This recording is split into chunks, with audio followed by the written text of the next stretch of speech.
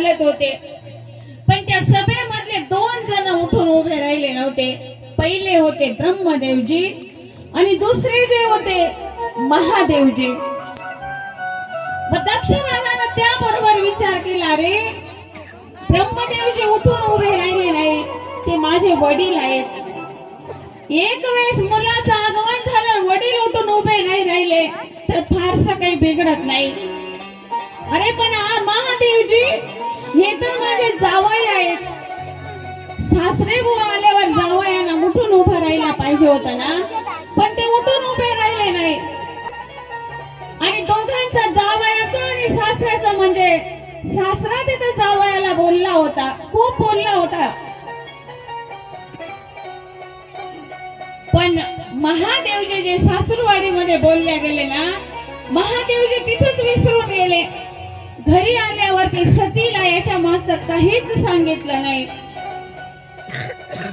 आत्ताच्या जावयाचा जर समारंभ आयोजित केला, कारण प्रजापती पदाचा गर्व दक्ष राजाला झाला होता ना. आणि रोज मी सांगते की अहंकार कधीच होऊ देऊ नका.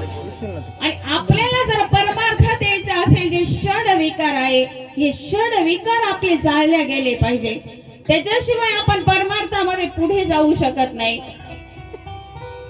मग दक्ष राजाला अहंकार झाला. दक्ष राजाला आता सुंदर यज्ञ समारंभ आयोजित केला आणि तो यज्ञ समारंभ आयोजित करण्यासाठी ना सगळ्या देव देवतांना सगळीकडे आमंत्रण दिलं. कारण मोठा यज्ञ समारंभ आयोजित केलेला होता ना, प्रत्येक देवतेला आमंत्रण तिथं भेटलं होतं. आणि प्रत्येक देव देवता जे आहेत त्या यज्ञ समारंभासाठी निघाले होते. कुणी विमान घेतलं होतं सोबत, कुणी आपल्या आपल्या वाहनाने, प्रत्येक देव देवता निघालेले. पण त्यावेळेस मात्र आहे ना, सगळे देव देवतांचे विमान जे आकाशामधून भिरट्या घालताय, ते सगळे विमान भिरट्या घालताय आकाशामधून. आणि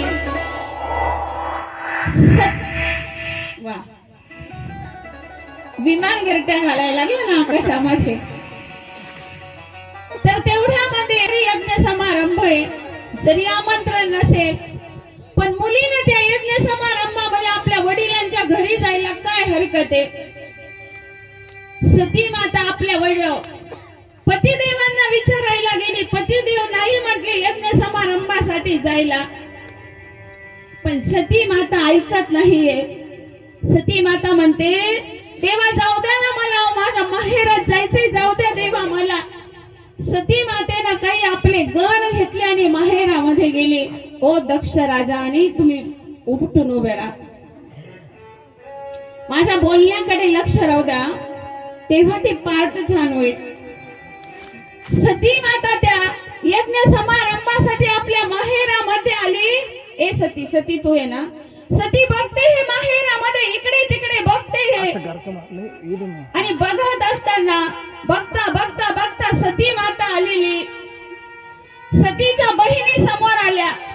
सती, सती अगं आम्ही मोठ्या मोठ्या विमानांमध्ये बसून आलो. सती या पुढे कोणतरी या, या एक सतीची बहीण या. सती आम्ही मोठ्या मोठ्या विमानांमध्ये बसून आलोय. अगं आमच्या अंगावरती किती दागदागिने सती, आणि तू काय लंकेची पार्वती बनून आली का सती. सती तुझ्या अंगावरती एकही दागिना नाही. अगं कपडे सुद्धा व्यवस्थित नाही सती तुझ्या अंगावरती. सतीनं सहन केलं ते बहिणीचं बोलणं, पण दक्षानं आधीच सांगितलं होतं, सती जर आली तर सती सोबत कोणी व्यवस्थित बोलायचं नाही. दक्षाला खात्री होती की सती येणार या समारंभामध्ये. सतीची बहीण आता बाजूला झाली. सती माझ्याकडे लक्ष दे. सतीची बहीण बाजूला झाली. पण जेव्हा सतीच्या आईनं, सती आईकडे यायला लागली, आता आईनंही आपल्या लेकीला समोर बघितलं आणि माई लेकींचा मुतका दाटून आला होत्या ठिकाणी.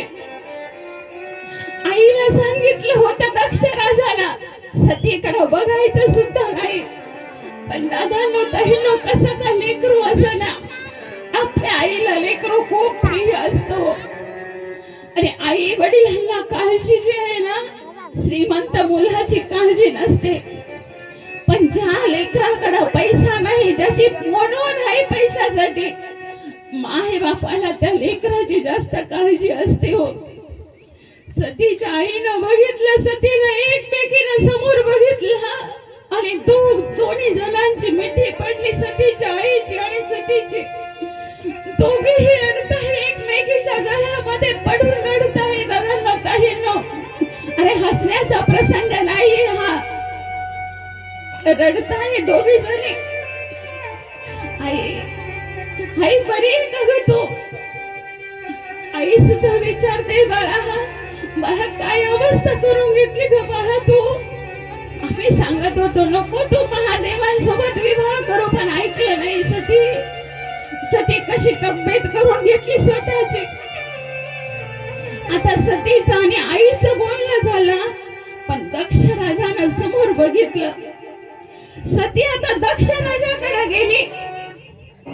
आई सती दक्ष राजाला विचारते आपल्या बाबांना, बाबा इथं सगळ्या देवतांचं आसन बाबा तुम्ही टाकलेलं आहे बाबा. अहो पण माझे पती महादेवजी तुमचे जावई आहे तो बाबा. अहो इथं तुम्ही फक्त महादेवजींचं आसन टाकलेलं नाहीये बाबा. का असं केलं हो बाबा? त्यावेळी दक्ष राजा सतीला म्हणताय, अगं एक बिना आमंत्रणाची आली तू, तुला आमंत्रण दिलेलं नाही यज्ञ समारंभासाठी. कुणी यायला लावलं तुला? कशासाठी आली तू? सती बोलणं ऐकते हे. जेव्हा आपला अपमान झाला, सतीनं हे सहन केलं दादांनो ताईंनो. पण आता दक्ष राजा सतीला म्हणतोय, अगं तुझा पती जो आहे, तुझा पती स्मशानामध्ये राहतो का सती? तुझा पती, अगं तुझ्या पती समोर भूत वेताळ नाचतात सती. अगं अंगावरती कपडा घालत नाही, राख लावून फिरतो तुझा पती. अगं भिकारड्या आहे तुझा पती. दक्ष राजा सतीला बोलतोय. इतका वेळची दक्ष राजाचं बोलणं सती सहन करते, स्त्री सर्व सहन करते. पण आपल्या पतीची जेव्हा निंदा होते ना, पतीला जेव्हा कोणी एखादा शब्द बोलतो दादांनो ताईंनो, तेव्हा स्त्री सहन करत नाही. आणि सतीला सुद्धा ते बोलणं सहन झालं नाही. आपले बाबा बोलताय, सतीनं 2 हात आपल्या कानावरती ठेवले, 2 हात. बाबा हे शरीर तुमच्या पासून भेटले मला. अहो माझा महादेवजींचा माझा खूप दोघांचा एकमेकांमध्ये जीव आहे हो बाबा. तुम्ही माझ्या पतीला बोलताय. सतीला विचार केला दादांनो ताईंनो, रे या बापापासून आपल्याला हे शरीर भेटलंय ना, तर आपल्या पतीची निंदा सतीला सहन झाली नाही. आणि सतीनं त्या अग्नीमध्ये दूर घेतली त्या यज्ञामध्ये.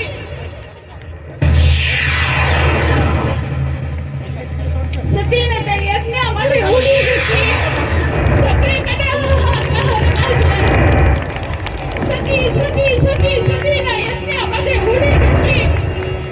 काय करावं आता? ही बातमी आता हळूहळू आपल्या गणान समजत आहे ना. ही बातमी महादेवजी आले का? महादेवजी पर्यंत ही बातमी पोहोचली. इकडून या. महादेवजी विचार करताय, छोटी सती कुठे? छोटी सती तीच काढ ना.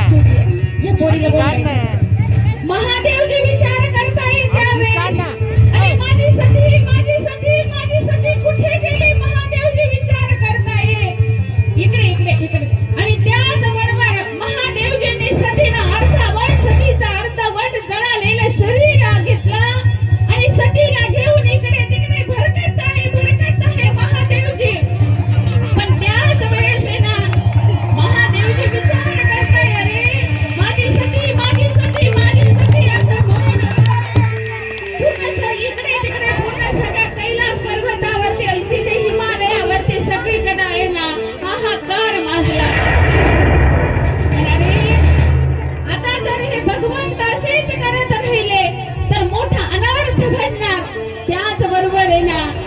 वीरभद्राला तिथं पाचारण करण्यात आलं.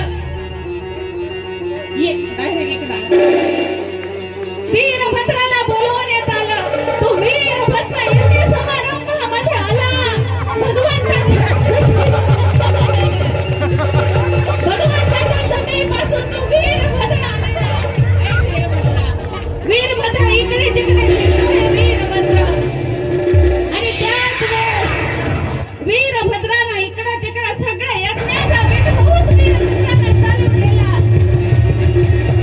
यज्ञाचा विध्वंस सगळीकडे होतोय आणि सती मातेचं शरीर इकडे तिकडे घेऊन फिरतंय. पण अरे जर असंच घडत राहिला मोठा अनर्थ घडेल, मोठा अनर्थ.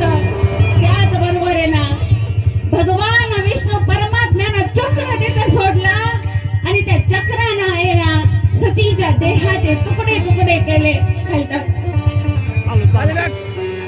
त्या सतीच्या शरीराचे तुकडे तुकडे झाले आणि जिथं जिथं सतीच्या शरीराचे तुकडे पडले ना दादांनो, तिथे तिथे शक्तीपीठ, भगवत देवीचे शक्तीपीठ झाले.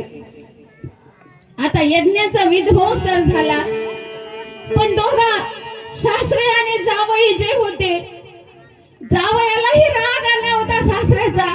दोघांमध्ये युद्ध संपलं आता. ओ सासरे जावई, महादेवजी मध्ये आणि दक्ष राजा मध्ये दोघांमध्ये युद्ध झुंपला. कोण हो आता नेमके काय करावं? देवादिकांना सुद्धा काळजी पडली. एकही काही केलं ऐकेना. सासऱ्याचं आणि जावयाचं युद्ध चाललं तिथं. पण देवांचा देव असणाऱ्या महादेवजी पुढं दक्ष राजाला माघार घ्यावी लागली. जोरदार त्रिशूळ फेकून मारला महादेवजींनी आणि त्याबरोबर दक्ष राजाचं मुखच उडाला, डायरेक्ट मस्तक उडालं दक्ष राजाचं. दक्ष राजाचं मस्तक उडालं.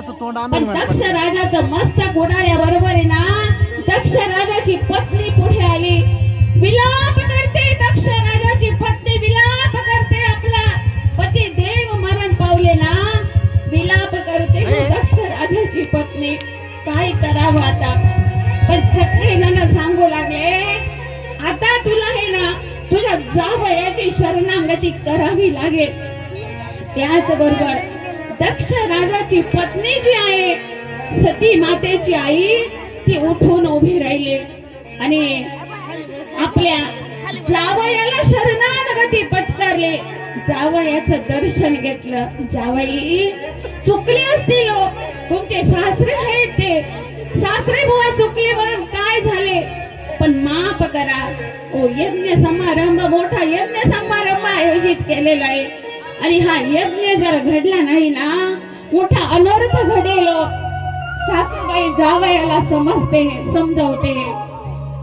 जेव्हा सासूबाई जावयाला समजवते ना, त्यावेळेस देवांचा देव असणाऱ्या महादेवजीने विचार केला, रे आपली सासूबाई आपल्याला शरणागती पत्कारली, शरण आली आपली सासू आपल्याला. या महादेवजींनी आपले 2 गण पाठवले.